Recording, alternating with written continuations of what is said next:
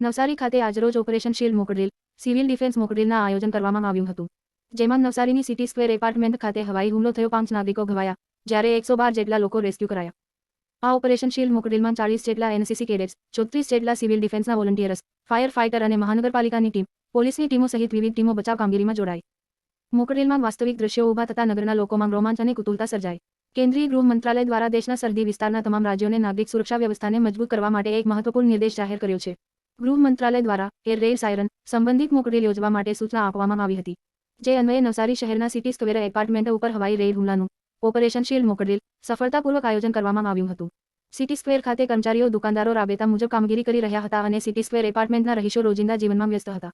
ત્યારે અચાનક જ હવાઈ હુમલાની ચેતવણી આપતા સાયરન વાગવા લાગ્યા હતા. હુમલો થતા બચાવ કામગીરી શરૂ કરી દેવામાં આવી હતી. ડિઝાસ્ટર વિભાગે કંટ્રોલ રૂમ મારફત ફાયર ફાઇટરની ટીમ, એમ્બ્યુલન્સ, માર્ગ અને મકાન વિભાગની ટીમ તથા ઉચ્ચ અધિકારીઓને જાણ કરતા તમામ ટીમો ઘટના સ્થળે આવી પહોંચી બચાવ કામગીરી શરૂ કરી દીધી હતી. ગણતરીની મિનિટમાં જ ફાયર ફાઇટરની ટીમ દ્વારા સિટી સ્ક્વેર એપાર્ટમેન્ટ ખાતે આગ ઉપર કાબૂ મેળવી લીધો હતો. આ ઘટનામાં 5 નાગરિકો ઘવાયા હતા, જ્યારે 112 જેટલા રહીશોને રેસ્ક્યુ કરી લેવાયા હતા. ઇમરજન્સીના ભાગરૂપે નવસારી જિલ્લા તંત્ર દ્વારા કન્ટીજન્સી હોસ્પિટલ તરીકે નજીકની નગરપાલિકા ઇંગ્લિશ મીડિયમ સ્કૂલ ખાતે ઘાયલો તથા રેસ્ક્યુ કરાયેલા નાગરિકોને એમ્બ્યુલન્સ મારફત સુરક્ષિત ખસેડવામાં આવ્યા હતા. આ કાબૂમાં લેવાયા બાદ 40 જેટલા એનસીસીના કેડેટ્સ, મહાનગરપાલિકાની ટીમ તથા પોલીસ અને 34 જેટલા સિવિલ ડિફેન્સના વોલન્ટિયર્સ દ્વારા અડચણરૂપ કાટમાળ ખસેડવાની કામગીરી કરી હતી. નોંધનીય છે કે ઓપરેશન શીલ્ડ અભ્યાસ મોકડ્રીલના ભાગરૂપે સાયરન વાગવાની સાથે જ નવસારી નગરના સિટી સ્ક્વેર ખાતે હવાઈ હુમલો થવાનો સંકેત આપવામાં આવ્યો હતો. સાંજે 5 વાગ્યા કલાકે શરૂ કરવામાં આવેલ મોકડ્રીલ નિયત સમયમાં પૂર્ણ કરવામાં આવી હતી. ઓપરેશન શીલ્ડ મોકડ્રીલ ભાગ 2 અંતર્ગત નવસારી જિલ્લામાં સંપૂર્ણ અંધારપટ થઈ ગયું.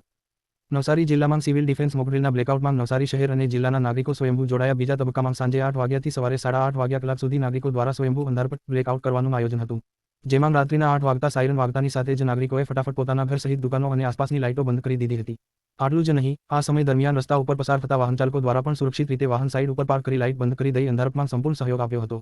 નવસારીના નાગરિકોની જાગૃતતા અને સભાનતાના કારણે જિલ્લામાં રાત્રે 8 વાગ્યાથી સવારે 8:30 વાગ્યા કલાક સુધી સંપૂર્ણપણે અંધારપટ છવાઈ ગયો હતો.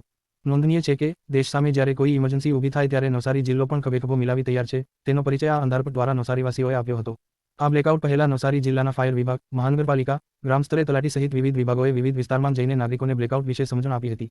તેમજ બ્લેકઆઉટ દરમિયાન શું કરવું અને શું ન કરવું જોઈએ એ વિશે તેમજ સ્થાનિક તંત્રની સૂચનાનું પાલન કરી સરકાર સાથે સંકલનમાં રહેવા માહિતગાર કરવામાં આવ્યા હતા.